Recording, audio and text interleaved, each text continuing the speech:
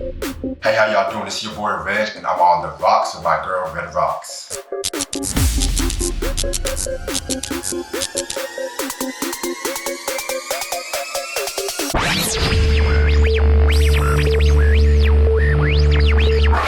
Welcome back to another edition of On the Roxx with your girl, of course, Radio ReddRoxx. You know how I do. Each and every episode, I have an amazing artist in the building, and today is no exception. I got my boy Reg, okay? He got on the road to make sure that he sat on his couch and chop it up with your girl, so we're gonna do just that. How are you? I'm doing very good, Roxx. How about yourself? I'm doing very good. So introduce yourself to the viewers. Okay. Well, what's up, everybody? My name is Reg, hailing from Raleigh, North Carolina. I'm a rapper, producer, songwriter out here making music, out here making moves, and I will definitely be your favorite rapper coming soon. Just to let you know. You heard the bit, all right? So talk a little bit about it. Well, first and foremost, you said Raleigh, North Carolina. Right. All right, so I've been to Raleigh, I want to say maybe twice. Raleigh's kind of popping on the low though. So how has the support been coming from your hometown? You know, I meet the right people who support me, and let's just say I know when people favor their support. I know when people are not really genuine with their support, so when the real supporters come, I always have them in my circle, you know. Yeah, so you keep the fake people out your circle. I know that's right. So you've seen some success with your music so far. You actually just released a single as well. Let's talk about your music a little bit. I got you. Well, the recent EP I just came out with called Captivated Murder, which we definitely talked about that. Whoa. Captivated Murder. Yes. All right, so how did you come up with that title? Well, 2020 was just like a stressful year for everybody, and I was just thinking of it as we were all in the brisk of chaos, because the way I say captivated murderer, the way the murder comes out, the murder is supposed to like with all the good vibes and everything happening, because everyone said, oh, this is gonna be my year, this is gonna be my year, but we're going through the pandemics and the riots and everything, you know, with the whole George Floyd and Breonna Taylor, and so people are out here doing everything as a mission. People out here have a mission for everything, whether it's a good mission or a bad mission, whether it's genuine or not. And that's where I came up with the phrase captivated murder. Got you. So have you found people are a lot more interested in the project because of the name alone? Well, a lot more people, they definitely had some things to say about the project. They said the name was very out there because, you know, it's just like, what the hell are you going on pretty much with captivated murder? Right. I'm very metaphorical with my music, and sometimes when I say something, you have to like really dig deep and listen to it or a couple of times to fully grasp the message. Got you. So you do that intentionally so that someone really has to get into the music in order to be able to enjoy it, essentially. That's dope. So that's like an artist, you know, like a painter, essentially, you know. They paint these pieces that kind of are thought-provoking and make you have to get into it in order to appreciate it. So that's, you know, what you would consider yourself doing with your music then, is that correct? All right, so which singles did you release from Captivated Murder? Well, so far the singles that I've released from Captivated Murder would be Somebody's Doing Your Job. That was like the first single I came out with, because originally I came out with that one for the Raw Remix edition. But then I remixed it and I put like the remix on Captivated Murder, so it's kind of like a original version and the remix version. Working 9 to 5 or 7 for the overtime. Got to make that paper at the drop of the dime. You anticipating the fun of the female. No need for me to get into details. Working so hard makes you not wonder if your girl goes to another to cause her own thunder. She's a more for good mood even when upset.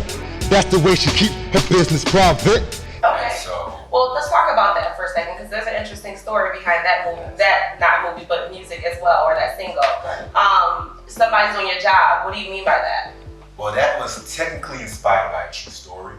So I had a friend, pretty much, he loved this girl so much, but pretty much the girl was cheating on him. Oh man. And he made it seem like, and I hate revealing his business, but I'm not gonna reveal his name, but he made it seem like he was a man in the relationship. And so pretty much both of us caught his girl and one of our friends in bed together. Oh my goodness. Yeah. What? And so I was like a movie. Oh yeah, so that image stuck in my head so much that, you know, I just wanted to do something different. So I said, somebody's doing their job, because the way he's making out to seem he's a man in the relationship, but he ended up being the side nigga. Right, but clearly somebody else was doing his job. And it's like kind of like cautionary tale for all my fellas, like my friends, you might think you're doing something right, but she might be looking for someone else to do something right. Yeah, that's a fact. That is a fact. So you have that song, and then what other singles? Well, I was thinking about also coming out with a new single called Papa's Baby, Mama's Lover. Okay. I think we talked about that. Yes. Now, that's kind of crazy. Okay, it's kind of crazy. Yeah. So explain that one. Okay, well, this might be sounding weird, but I've always wanted to make a song about incest. Why?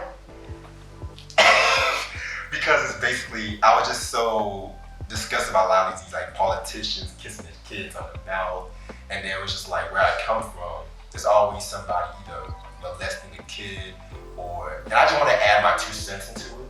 I have like a storytelling track. So you're basically speaking on a social issue, essentially. Right. Now, do you fear that people might be kind of withdrawn from it because of the kind of, gravity of what you're talking about? Well, I personally think that people are drawn to certain things that shock them in a weird way. So it's like a shock value, essentially. Well, not necessarily. Like, I don't like really shock people just for the fun of it, but people might not be used to what I'm saying. So I guess what they're trying to say is just like they have to listen to it a couple of times, and they might be like, "Oh wow, I never knew it to be like that." You know what I'm saying? Got you. Now, do you have any personal stories? Not saying with you, but maybe some people around you around that topic that you're going to be drawing from, or is it just strictly what you see in the media? Well, from this standpoint, it's strictly what I've seen in the media. I didn't really have no personal connection with my Papa's Baby, Mama's Love. Got you. Okay, so and then any other singles coming off of the album, though? I was also thinking about this song called Return to Gentleman. Okay. Yes. Now, are these new songs you're recording, or songs that you're going to release off the album? Songs I'm actually going to release off the album. Got you. But I do have a new song coming too. Because you did say that too. So, new song is what, and what can we expect? It's called What's Up, My Nigga.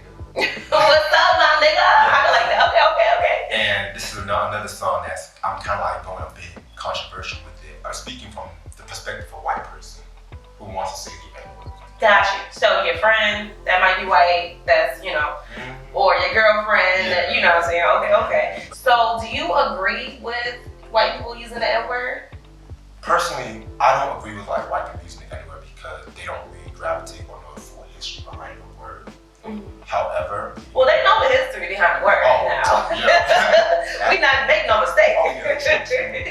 But at the same time, I'm not surprised by how accepting certain people are of white people using the N-word, because with the N-word being prominent in hip-hop music, hip-hop is literally the most popular genre out right now. So, the hip-hop culture just allowed white people to use the N-word, but then at the end of the day, it's just like, okay, you don't say the N-word, but then. Yeah, I mean, and I think you use a good word, culture. It's almost a cultural term now versus a, derogatory term, So I think that's where those blurred lines come in at, where they feel like it's okay to use it. Right. And where some people are accepting of them using the N-word. So the song, are you touching on it in a more analytical way, or like, I don't want to say like satire or like jokingly a little bit? Well, I'm more going through an analytical way because like the first 3 verses are more from the perspective of a white person, and then the last verse I'm speaking from my own perspective about the whole situation. Got you. And your perspective is that it's not okay. It's not okay, but then at the end of the day, I'm not going to stop. Who am I to stop someone to use it? I'm not going to know he's just bad and stuff like that. But at the end of the day, I'm just telling them if you want to use it N-word, just be careful what you engage. Got you. That's the. Now, have you been a victim of someone using the N-word against you, a white person? Oh no. You've never had that situation. I would end that. I'm just gonna be real. So I mean, because we always say, we see it in the media all the time, and we always say, "Oh, that couldn't be me." Oh that person called me a nigga, I'll do this, I'll do that. You know what I'm saying? So, and then, but you never really, and then I see a lot of people who talk on social media, you know, friends and stuff, and then they're like, wow, I just thought that would never happen to me. And I always said that I was going to say this or do this if it did, but I was just so shocked that it happened, you know what I mean? So, like, what would you do? Well, you know, sometimes when people say, you know, is this their reaction come when it actually happens? But I guess my first instincts would be anger. It would be confrontational. Hopefully it won't get to violence level, you know, hopefully. But if it's the way it was used, then it depends on how I would react to it. Got you. So you touch on a lot of like social, you know, topics, you know, a lot of things that people tend to gravitate towards. Do you feel like you have a social responsibility with your music at all? I personally just write what I feel at the moment, and like it's like with certain things, how I'm feeling. If I wonder what I would just personally say it like this: whatever I feel at the moment is just whatever's going to be written on paper. But at the end of the day, somebody or someone out there is going to get influenced by my music, or they're going to get influenced by a certain action or something that I said. So, you know, people's words are stronger than actions. Right, absolutely. And you said influence, which brings me to ask you, you know, with having such a unique style, who are you influenced by? Oof, a lot of people. My all-time favorite rapper is Rakim. Okay. My all-time favorite rapper. Always influenced by KRS-One. I see the gang up, you know what I'm saying? You're throwing it back, okay. Tupac, Biggie, Nas, Pharoah Monch, Ice Cube, and then also like Michael Jackson, Prince, Miles Davis, Marvin Gaye, Led Zeppelin. Got you. So out of those that you named, who do you feel like your style is more so influenced by, like directly? Shoot, that's a good question. I guess I'm just more gravitate towards Rakim, but at the end of the day, I'm just influenced by myself and how I care for myself. Because I don't like to, sometimes I don't like to be compared to a lot of people. Yes. Because at the same time, if a rapper gets compared to say a legend, they might really get that stuck in their head and whatnot. And it might kind of subconsciously think that they're better. And change their music a little bit. Or not even change, they might think that they're better than that rapper. Oh, like, you know, and it's just at the same time, it's just like I really don't want people saying, "Wow, this rapper of this generation." I just want to be the one and only. Okay, the one and only Reg. Yes. Now, talk about your name a little bit because it's a common name, Reg. You know what I mean? So, what stands out with your name?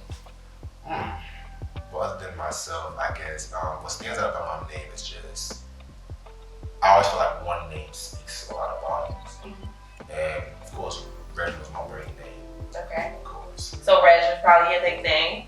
Well, it was like Reggie. Reggie, okay. A lot of nicknames growing up. Reggie. People just call me R or just Reggie Reg. Reggie Reg. I have a few nicknames. I don't want to reveal it on camera. Okay. So, and it's all caps, right? All caps. So you do that to kind of separate yourself from the others. And then aside from that, like, how would you describe yourself as an artist in 3 words? Hardworking, original, unique. Hardworking, original, unique. And do you think those are the things that would separate you from other artists that's trying to break into this industry? Well, any artist that's really trying to break into the industry, it's always hardworking, but at the end of the day, who's going to be original and who's going to be unique at the end of the day? Because the way I see like a lot of hip-hop music these days, I see it as a factory. Like certain labels will pick a rapper that's popular on social media and things like that nature, but at the end of the day, they're not going to get popping unless they do like a dance or unless they do some stupid crap or whatever, you know what I'm saying? That next thing you know, they get more famous than social media, and then once their music's not popping, they just end up being the social media, like Charlamagne say, the donkey of the day. In a weird way, so. Okay. So as far as, you know, you as an artist and your end goal, what is that? Are you looking to get signed? Are you looking to stay independent and maybe do distribution? Like, what's your end goal as far as your music? my end goal, at the moment, I'm definitely gonna stay independent and have a distribution. I don't mind getting signed, but at the end of the day, I've seen a lot of artists get ripped off at the end of the day. And I've seen a lot of artists just give their ownership away. Just give their ownership away to people who might not even listen to your music, who might not even care about your music, but if they do the music a certain kind of way, like what everyone else is doing, then they might be hot for like a 3 months, 4 months, and things of that nature. But at the end of the day, we still own your music and we can do whatever we want to. Right, so you think it's more longevity and flexibility with remaining independent and possibly get like a distribution deal or something like that. Right. All right, so what's your dream collab, dead or alive? I have a lot of artists, but Anderson .Paak is definitely one of them on top of my list. I'm a huge fan of Anderson .Paak's work. If I was to work with like a producer, maybe P-Rock. P-Rock, okay. Definitely one of my favorites. Okay, so you definitely with throwback vibes. I see.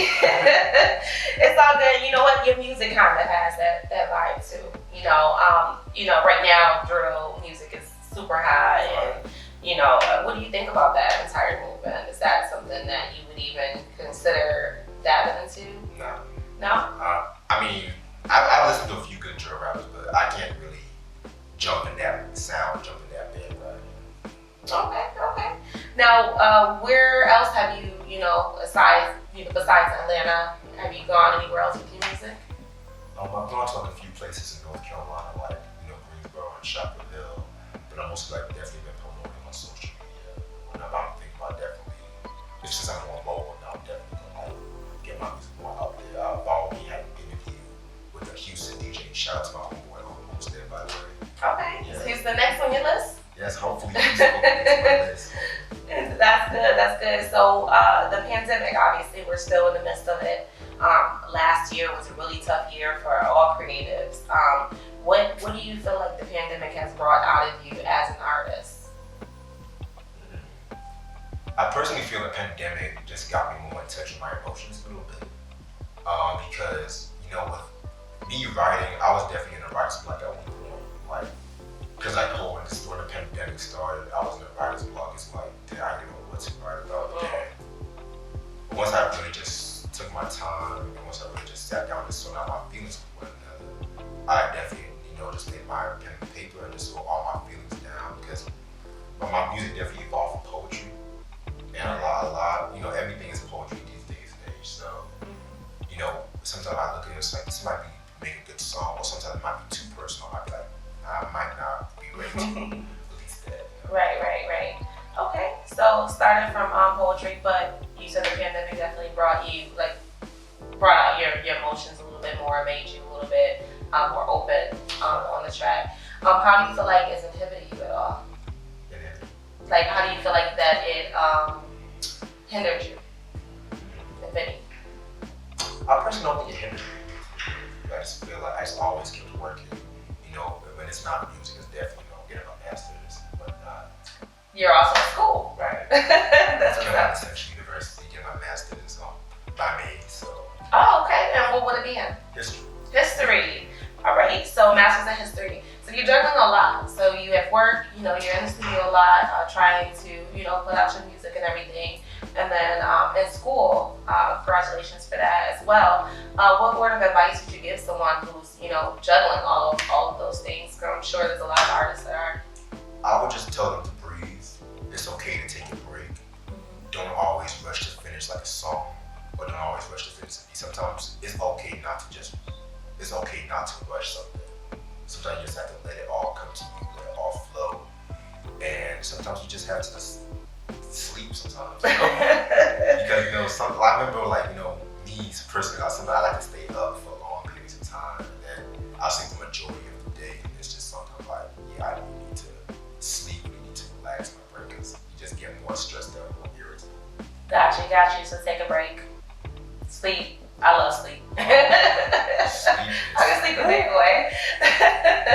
But that's great advice. So who is Reg outside of the music? Aside from being a student as well. Reg is complicated. Complicated. What makes you complicated as hell? I admit sometimes I can be stubborn, and sometimes I don't listen to the right advice sometimes. but like whether it be family or friends, I'm taking like time to listen to them more, listen to the experience. Because at the end of the day, I'm always going to be passionate about music. I'm always going to be passionate about whatever I want to do. Mm-hmm. But people who definitely try to either give me advice, I need to say they're not here to destroy me. They're here to actually build me up because they're not going to say this if they don't look out for you. Gotcha. That's the way I see it now. Got you. I mean, which is dope. You know what I'm saying? And I definitely hear you. But at the end of the day, you know, you still know what's best for yourself. You know what I mean? You have to take bits and pieces from the people that love you, and then you kind of mold it into what works best for you. You know, so that's always all right. So go ahead really quick before we get you in a hot seat. I want you to give your social media out to the viewers so they can follow you and keep in tune with your entire movement. Absolutely. My Instagram is going to be at MCReddRoxx, and y'all can follow me on Twitter at RealReddRoxx, and y'all can also, listen to God Good Music. Follow me on all streaming services: Spotify, Tidal, Apple Music, you name it, I'm there. Yes, make sure you follow him. So it's time for the hot seat. Hot seat. All right, so go ahead and pick 5 cards. 5 cards.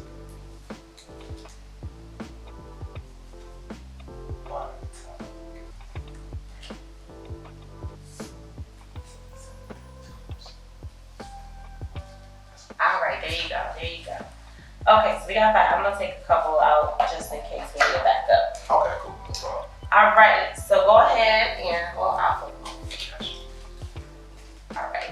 What is something most people love but you hate? Groundhog Day. Why? I just never understood why people looking at a groundhog to see if it's going to be winter for 5 more weeks. Yeah, it's a little funny. It's a little crazy. Okay, who was your childhood hero? Malcolm X. All right. And what would you like to see banned forever? Jesus Christ. I know a lot. I talk about skinny jeans. Skinny jeans. I mean, well, you have a relaxed fit on, I think. Yeah, You will be the next person in the room to. I'll be the next person in the room to announce my presence. Yes. What song always makes you sing along? Wow. And we were just singing along to a couple of songs. I might have to say on top of my head, Michael Jackson wanted to start something. All right, Michael Jackson. So, Reg, thank you very much once again for coming and sitting down with me on the Roxx. Definitely appreciated you. You're so welcome. Make sure you follow Reg. Give your social media one more time. Okay, y'all can follow me at MCReddRoxx on Instagram. Y'all can follow me on Twitter at RealReddRoxx. I'm also available on all streaming services. All right, so get on that. And of course, you know that I'm going to come back with another episode of On the Roxx. So make sure you stay tuned for that. And thank you for tuning in.